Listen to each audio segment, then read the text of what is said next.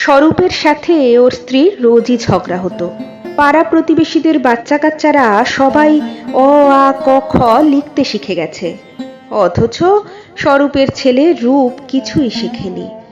এমনকি স্বরূপ ওর ছেলের হাতে খড়ি অবধি করতে দেয়নি। স্ত্রী প্রায়ই অভিযোগ করত, কি গো, বাচ্চাটাকে অশিক্ষিত বানিয়ে রাখতে চাও নাকি? ওদিকে নন্দবাড়ির বাচ্চাটাকে দেখো, এখন যোগ বিয়োগ করতে শিখে গেছে। স্বরূপ কোনো উত্তর দিত না, গম্ভীর মুখে খবরের কাগজে মুখ গুজে রাখত।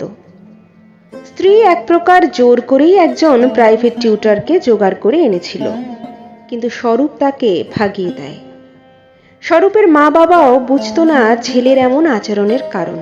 স্বরূপ নিজে উচ্চশিক্ষিত, ফিজিক্সে পিএইচডি করেছে, অথচ নিজের ছেড়ে রূপের বেলায় এমন অবহেলা স্বাভাবিকভাবেই সবাইকে আশ্চর্য করত। রূপের বয়স 5, সে এখনো অ আ ক খ লিখতে শেখেনি, পড়তেও শেখেনি। স্বরূপ যখন মোটা মোটা রবীন্দ্র রচনাবলী নিয়ে বসত, তখন ছোট্ট রূপ বইয়ের দিকে উৎসুক চোখে তাকিয়ে থাকত। স্বরূপ মুচকি হেসে ছেলেকে বলতো, এসব বড়দের বই, ছোটদের পড়ার জিনিস নয়। বাবা যখন অন্য ঘরে থাকতো, ছোট্ট রূপ মাঝে মাঝে বাবার বইগুলো খুলে দেখার চেষ্টা করত। স্বরূপ দেখতে পেলে গম্ভীর মুখে বইটা কেড়ে নিত। মাসখানেক বাদে স্বরূপ কিছু বাংলা আর ইংরেজির ফার্স্ট বুক কিনে ঘরে রাখল। স্ত্রী ভীষণ উৎসাহ, এবার ছেলে অক্ষর চিনবে, সংখ্যা চিনবে, নন্দবাড়ির বাচ্চার সাথে রূপ কম্পিটিশন দেবে। কিন্তু স্বরূপ কড়া ভাবে বউকে বারণ করে দিল, রূপকে যেন ভুলেও হাতে খড়ি করানো না হয়। বইগুলো ঘরেই রাখা থাকতো। রূপ বইগুলো নিয়ে পরম বিস্ময়ে ঘাটাঘাটি করত। অজগর সাপ কিংবা আমের ছবির পাশে কি লেখা রয়েছে তার এক বর্ণ উদ্ধার করতে পারত না। সেজন্য রূপের বিস্ময় আরও বাড়ত।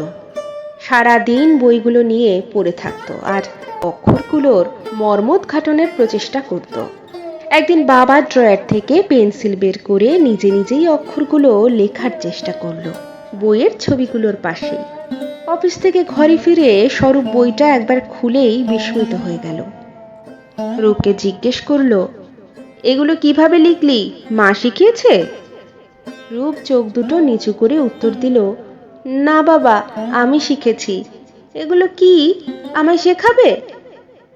স্বরূপ ছেলের মাথায় একবার হাত বুলিয়ে দিয়ে পাশে বসল। সহজ ভাষায় ব্যাখ্যা করল কিভাবে এই অক্ষরগুলোর মাধ্যমে বর্ণ তৈরি হয়, কিভাবে অক্ষরগুলোর মাধ্যমে আমরা মুখে উচ্চারণ করা কথাগুলো কাগজ পেন্সিলে ফুটিয়ে তুলি। রূপের হাতে হাত মিলিয়ে কাগজে ফুটিয়ে তুলল অ আ রস্বই দীর্ঘই। রূপ পরম বিস্ময় শিখতে লাগলো। যেগুলো এতদিন মনে প্রাণে লিখতে চাইতো, সেগুলো আজ বাবার হাতে হাত রেখে শিখছে। পেছনের দেওয়ালে মা সরস্বতীর ছবি। আজ বাবার ছেলের অকাল হাতে খড়ির সাক্ষী থাকলেন স্বয়ং দেবীও। রূপ একটু বেশি বয়সে স্কুলে ভর্তি হলো। ফাইনাল পরীক্ষায় রূপ ফার্স্ট। বাকি বাচ্চাদের থেকে অনেক বেশি নাম্বার পেয়ে পরবর্তী ক্লাসে উত্তীর্ণ হলো। বাকি বাচ্চাদের গার্জিয়ানরা আলোচনা করতে লাগলো, বেশি বয়সে ধেরে বাচ্চাকে ভর্তি করেছে, ফার্স্ট তো হবেই। স্বরূপের কানেও এসব কথাবার্তা আসতো। সেগুলো শুনে স্বরূপ মুচকি হাসত। একদিন নন্দের ছেলের জন্মদিন ছিল। সপরিবারে স্বরূপ সেই আতিথ্য গ্রহণ করল। নৈশভোজের পর নন্দগিন্নি আড়ালে স্বরূপকে জিজ্ঞেস করল, আপনার ছেলে কদিন আগে অ আ ক খ অবধি লিখতে পারতো না, এখন স্কুলে ফার্স্ট হচ্ছে, কিভাবে বলুন তো? শুনতে পাই সারাক্ষণ নাকি বইয়ে মুখ গুজে বসে থাকে। আমাদের ছেলেটাকে তো পিটিয়ে পিটিয়েও পড়তে বসাতে পারি না, সুযোগ পেলে স্মার্টফোনে গেম খেলা শুরু করে। স্বরূপ মুচকি হাসল, বলল, একটা বাচ্চা জন্মের পরে বোঝে না কোনটা স্মার্টফোন আর কোনটা পড়ার বই। তাও সে স্মার্টফোনের দিকে আগ্রহ বোধ করে, কিন্তু পড়ার বই দেখলেই পালিয়ে যায়। কেন জানেন? নন্দগিন্নি চুপ রইলেন। স্বরূপ বলল, আপনার ছেলে পড়তে না বসলে আপনি তাকে মারেন, অর্থাৎ পড়াশুনো ওর কাছে এখন ভয়ের জিনিস। ও জানে পড়া মুখস্থ করতে না পারলে মার খেতে হবে, বেশি নম্বর না পেলে বকুনি খেতে হবে।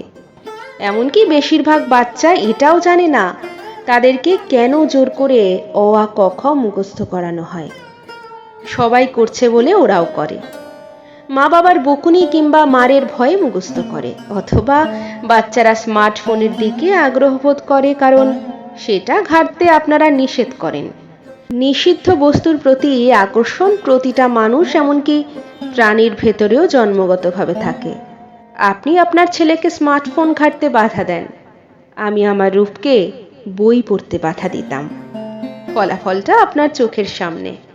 নন্দগিন্নি খানিকক্ষণ চুপ করে থেকে জিজ্ঞেস করলেন, কিন্তু বই পড়তেই রূপ আগ্রহ দেখালো কেন?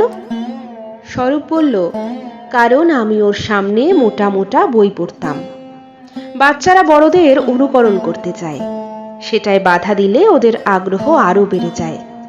ঠিক যেমন আপনার ছেলে আপনাকে আর নন্দদাকে দিবা রাত্রি স্মার্টফোন ঘাঁটতে দেখে, সেই জন্য ওরও আগ্রহ স্মার্টফোনের দিকেই। ঘোষ কিন্নি তবুও মন থেকে মানতে পারছিলেন না। আরো খানিকক্ষণ চুপ থেকে জিজ্ঞেস করলেন, কিন্তু আপনার ওই থিওরির ওপর ভিত্তি করে এত বড় রিস্ক নিলেন? রূপ নিজে থেকে আগ্রহ না দেখালে তো সারা জীবন অশিক্ষিতই থেকে যেত। স্বরূপ আবার মুচকি হেসে উত্তর দিল, কেউ সারা জীবন অশিক্ষিত থাকে না, শুধু আপনার এই শিক্ষা শব্দটাকে সঠিকভাবে বিশেষায়িত করতে শিখলেন না। আমি বাড়িতে রূপের জন্য bat, hockey stick, football, harmonium, আঁকার খাতা সব কিছু কিনে রেখেছিলাম। কোনো একটা জিনিসের প্রতি আগ্রহ দেখাতো, এ ব্যাপারে নিশ্চিন্ত থাকুন। যদি ব্যাটের দিকে ওর আগ্রহ থাকতো তাহলে বড় হয়ে ক্রিকেটার হতো, হারমোনিয়ামে উৎসাহ পেলে গায়ক হতো। আপনারা শিক্ষা বলতে শুধু বই খাতা বোঝেন, কিন্তু শিক্ষার সংজ্ঞাটা একটু আলাদা। রূপ বড় হয়ে কি হবে এটা ওর সিদ্ধান্ত, আমি শুধু ওকে শিখিয়েছি কিভাবে সিদ্ধান্ত নিতে হয়। এত সাংঘাতিক থিওরি নন্দগিন্নির পক্ষে হজম করা শক্ত ছিল। আমতা আমতা করে জিজ্ঞেস করলেন, কিন্তু রূপ যদি স্মার্টফোনের দিকে আগ্রহ দেখাতো? স্বরূপ বলল, স্মার্টফোন কি খারাপ জিনিস? আইফোনের প্রতিষ্ঠাতা স্টিভ জবসের রোজগার কত জানেন? যদি রূপের উৎসাহ স্মার্টফোনের দিকেই থাকতো তাহলে ওকে শেখাতাম টেকনোলজির ব্যাপারে। হয়তো রূপ বড় হয়ে এমন কোনো ভারতীয় স্মার্টফোন কোম্পানির প্রতিষ্ঠা করত, যেটা হয়তো অ্যাপেল কেও টেক্কা দিত। আশা করি আর কোনো প্রশ্ন নেই। চলি দিদি, আজকের রান্নাটা দারুণ ছিল, ধন্যবাদ। বছর 15 পেরিয়ে গেছে। রূপ এখন আইআইটি খড়গপুরে পড়ছে। মাসখানেক আগে ইসরোর তরফ থেকে চিঠি পেয়েছিল। স্পেস সংক্রান্ত ওর একটা প্রজেক্ট সায়েন্টিস্টদের পছন্দ হয়েছে, তাই একসাথে রিসার্চ করতে চায়। স্বরূপ রিটায়ার করে স্ত্রীর সাথে সুন্দর সময় কাটাচ্ছে। পড়াশুনোর যে নেশা স্বরূপের মধ্যে দিয়ে তার ছেলের মধ্যে সংক্রমিত হয়েছিল, সেই নেশা একদিন দেশের মুখ উজ্জ্বল করবে বলেই সে আশাবাদী।